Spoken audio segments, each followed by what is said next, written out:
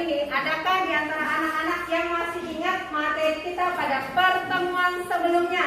Ya, Bu. Yogi. Struktur teks prosedur. Anak-anak masih ingatkah apa saja struktur dari teks prosedur? Tujuan, Tujuan, bahan dan alat, langkah-langkah, penutup. Apa dong? Tidak. Jadi ini yang Ibu maksudkan ya, setelah pembelajaran ada manfaat yang bisa diambil sehingga bisa diikuti setiap prosedur yang kita pelajari. Tepuk tangan dong untuk Inon. Nah anak-anak, setelah kita belajar tentang struktur teks prosedur pada pertemuan yang lalu, jadi kita belajar aspek kebahasaan teks prosedur. Jadi dasar yang kita 3.6 yaitu menelaah struktur dan aspek kebahasaan teks prosedur tentang cara melakukan sesuatu dan cara membuat indikator pencapaian pada kompetensi menjelaskan aspek kebahasaan teks prosedur. Yang kedua menelaah aspek kebahasaan teks prosedur. Dan tujuan pembelajaran kita hari ini dapat menjelaskan aspek kebahasaan teks prosedur, dapat menelaah aspek kebahasaan teks prosedur. Ya anak-anak, setelah mempelajari struktur teks prosedur, sekarang kita akan masuk membahas tentang aspek kebahasaan teks prosedur. Di mana aspek ini sangat penting karena untuk memahami isi dari teks prosedur yang kalian baca di buku atau kalian lihat di televisi, kalian harus paham bahasanya. Mengapa? Agar dalam melakukan prosedur itu kalian tidak salah, atau kalian bisa membuat sebuah teks prosedur yang bisa atau mudah dipahami oleh orang lain. Ibu harapkan kalian selalu aktif karena di sini Ibu akan berikan penilaian. Anak Ibu yang hebat, sebelum kita memulai ke inti pembelajaran kita pada hari ini, Ibu akan sebuah video. Kalian menonton atau menyaksikan video ini, Ibu harapkan kalian mencatat hal-hal yang penting yang berhubungan dengan isi video.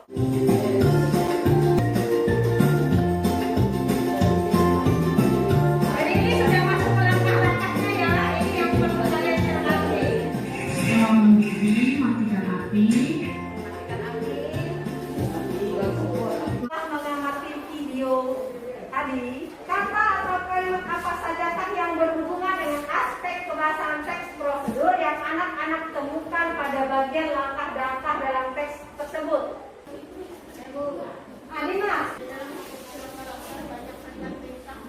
di dalam struktur langkah-langkah banyak kalimat perintah. Contoh kalimat perintah: masaklah santan sampai mengental. Kemudian apa lagi selain kata perintah? Ada kata dibentuk itu merupakan bentuk pasif. Kata dibentuk merupakan bentuk pasif. Oke, bagus. Selesai ya. Ada lagi? Siapa lagi? Dimas. Ada kata penghubung lalu. Ada lagi yang bisa sebutkan? Andre?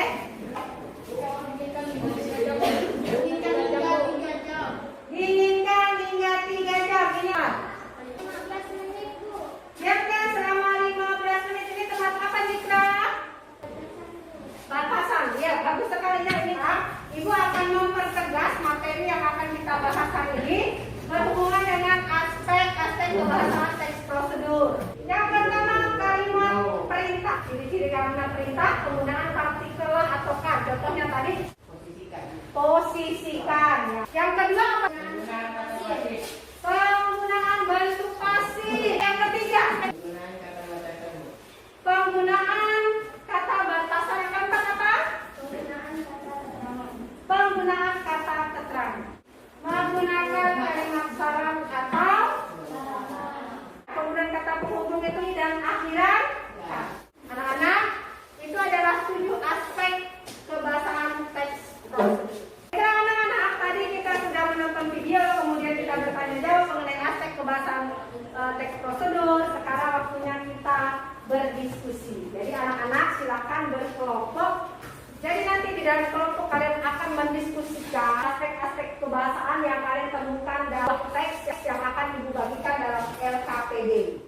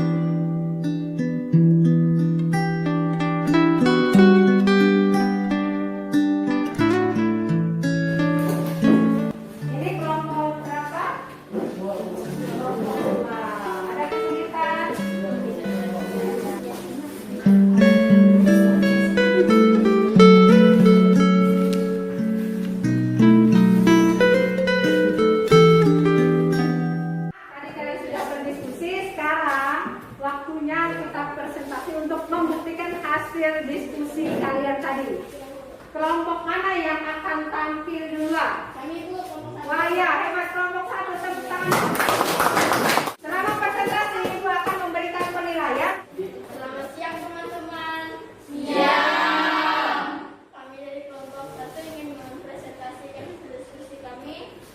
Jawaban kami, kalimat perintah, campurkan semua bahan menjadi satu kecuali tepung. Kami ada yang menanggapi. Kemudian kalimat perintahnya kurang Bu. Tahap keempat tidak ada Bu. Tahap keempat masih kelompok 2 akan kami belajar lebih perbaiki. Selamat siang teman-teman. Siang. Kami dari kelompok presentasikan hasil diskusi kami. Ya, silakan. Jawaban teks nomor 2. Kalimat Cadangan di belakang. satu, istilah taman tinggal, istilah teman istri. 2. Siapkan air tangan agar sekolah di wajah dapat dibuang lebih mudah. Sekian dari kelompok 3. Terima kasih. Tepuk tangan untuk kelompok 3. Siang teman-teman. Siang. Kami dari kelompok 2, kami akan mempresentasikan hasil diskusi kelompok kami. Menelaah jawaban teks nomor 1, cara membuat berkuk bahasa. Aspek kebahasaan, kalimat perintah. Bukti dalam teks. 1. Campurkan semua bahan menjadi satu, kecuali tepung sagu. Setelah adonan rata dan menyatu, baru masukkan tepung sedikit demi sedikit. 2. Angkat dan tiriskan. 3. Haluskan bawang dan baput, terus cabai merah, lalu tumis ke dalam minyak panas. 4. Kemudian masukkan kacang tanah yang sudah digoreng dan dihaluskan. Lalu tambahkan air secukupnya. Masukkan garam, gula, penyedap rasa dan sedikit air asam jawa. Penggunaan bentuk pasir. Diberi timbangan, dibentuk, direbus, digoreng, dihaluskan, disangkal. Penggunaan kata-kata. 1. Adonan yang sudah diberi tepung kemudian ditimbang seberat 200 atau 250 gram. Kemudian dibentuk bulat mengembang. 2. Setelah adonan dibentuk kemudian direbus dalam air mendidih selama kurang lebih 30 menit. Penggunaan kata sederhana karena dalam cara 1. Campurkan semua bahan menjadi satu. 2. Masukkan tepung sedikit demi sedikit. Sekian dari kelompok kami. Terima kasih teman-teman. Ya, tepuk tangan. Oke, sudah sampai semua.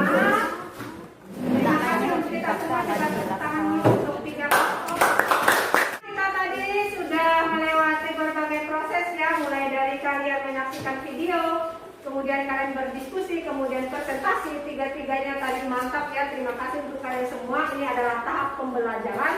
Jadi setiap pertemuan terus ditingkatkan. Sekarang kita akan menarik kesimpulan dari hasil diskusi. Jadi yang pertama, jawaban dari aspek kebahasaan menelaah struktur buat kerupuk Bahasa. Aspek kebahasaan kalimat perintah itu ada campurkan, tiriskan, haluskan, kemudian masukkan bawang merah dan bawang putih. Selanjutnya bentuk pasif. Jadi di dalam teks itu ditemukan ada diberi, ditimbang, Direbus, digoreng, dihaluskan. dihaluskan. Yang ketiga yang kita temukan kata batasan.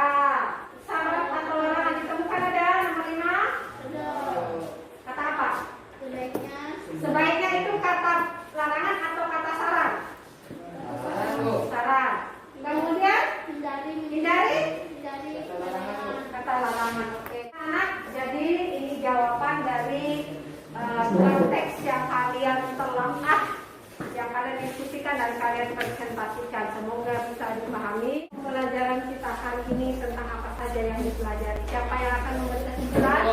Ina, silakan no. Aspek kebahasaan teks prosedur yaitu 1. Penggunaan kata perintah, 2. Penggunaan bentuk pasif, 3. Penggunaan kriteria atau batasan, 4. Penggunaan kata keterangan, 5. Penggunaan kalimat syarat atau larangan, 6. Menggunakan kata penghubung, 7. Penggunaan akhiran di dan akhiran kan. Oke, jadi ada berapa anak? 7. Bisa diulangi yang lain. Yang pertama apa? Penggunaan kalimat perintah. Yang kedua, penggunaan bentuk pasif. Yang ketiga, Penggunaan kriteria atau batasan, penggunaan kriteria atau batasan. Yang keempat, penggunaan keterangan, penggunaan kata keterangan. Yang kelima, penggunaan kalimat syarat atau larangan, penggunaan kalimat syarat atau larangan. Keenam, menggunakan kata penghubung, menggunakan kata penghubung. Yang ketujuh, penggunaan akhiran di dan kan. Ini yang dapat kita simpulkan hari ini ya. Semoga apa yang kita pelajari hari ini dapat bermanfaat untuk kita semua. Ibu harapkan dengan mempelajari aspek kebahasaan teks prosedur, kalian bisa menerapkan di rumah hingga bisa membuat sebuah teks prosedur berdasarkan struktur yang benar dengan menerapkan aspek-aspek kebahasaan yang sudah dipelajari, sehingga orang lain yang membaca atau mendengar teks prosedur yang kamu buat dapat memahami tahapan-tahapan atau langkah-langkah yang kalian buat, karena bahasa yang kalian gunakan sudah sesuai dengan harapan ibu. Anak-anak, sebelum kita tutup pembelajaran hari ini, ibu ingatkan tetap patuhi protokol kesehatan, jaga kesehatan. Pada pertemuan berikutnya kita akan membahas materi tentang menulis teks prosedur. Nah, pada pertemuan selanjutnya kita akan mempraktekkan apa yang kita pelajari hari ini. Oke, anak-anak, pertemuan ini kita tutup dengan doa. Siapa yang memimpin doa pada hari ini? Ya, Bu. Ya, silakan Yogi. Marilah teman-teman kita berdoa menurut agama dan percaya masing-masing. Berdoa mulai.